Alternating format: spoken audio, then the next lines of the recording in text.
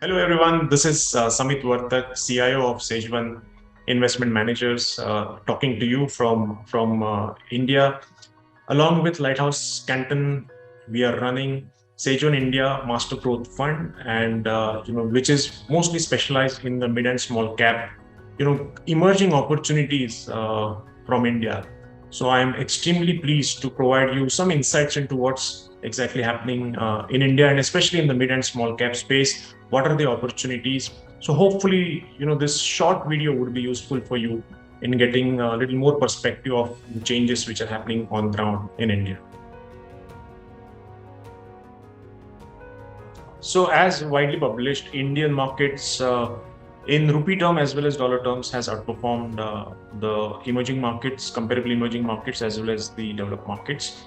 At India, until August end calendar year to date was down 5% USD, and in which most of the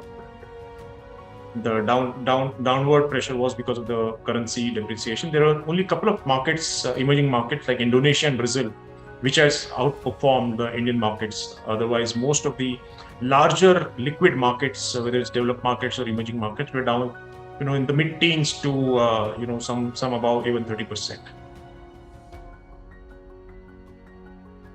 I think India has few of the game-changing events which has happened in the last 3 or 4 years. Right, the first was the corporate tax cut that India did, in 2019.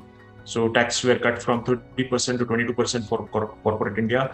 So that has helped a lot. Secondly, there are incentives by the government which are called PLI schemes, production linked incentive schemes, which are basically incentivizing manufacturing sector, whether it's a domestic manufacturing or global companies coming into India to set up their factories in India. So those incentives are based on the top line that's produced by the companies, ranging from 4% to 10%. So those incentives, government has been very corporate supportive, and those reforms have definitely helped India outperform most of the emerging markets.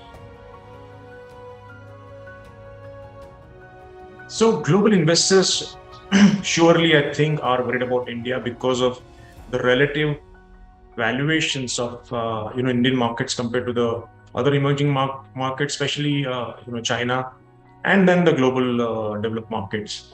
But I would just point out few things which probably would differentiate India versus their history. Right, one is the balance sheet of corporate India is the best ever that we have had ever in India's history. So the debt to equity ratio for the top 1,000 companies, the median debt to equity ratio has fallen below 0.2 times. Right, so that's one big change. India has gone through pretty significant banking cleanup, starting from 2015 onwards. Right? And because of the recent profitability improvement in the Indian corporates, whether it's the commoditized sectors like steel, coal, energy, textiles, as well as the general consumer-oriented companies, most of the companies have paid off their debts, and the banking system, which was stressed, pre 2016-17, first they had a huge capital raise, during that 2018-19-20 period. In addition to that, because of the repayment of debt from corporate India, the balance sheet of banking system is extremely strong. So they have the firepower to fund the sort of ensuing capex cycle, which has just started picking up. As I said, Indian government has provided incentives, whether it's the PLI scheme, across multiple sectors, starting from defense, textile, pharma, auto, semiconductor, electronics, and that definitely has triggered investment cycle, where you can see that environmental clearance cycle in India has picked up, where they have doubled in the last 4 years. The environmental clearance applications have doubled in the last 4 years, which is a sort sort of a precursor to the coming up of the capex. So I think if you focus on the fundamentals, I think India is positioned well for pretty significant earnings growth over the next few years with very strong balance sheet.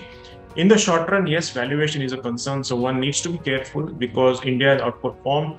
So it's easily possible if there is a global sort of crisis which picks up. India will also get hit, right? But I think fundamentally, in the long run, the earnings growth is what will deliver you the returns, and that's where I think India is positioned pretty well.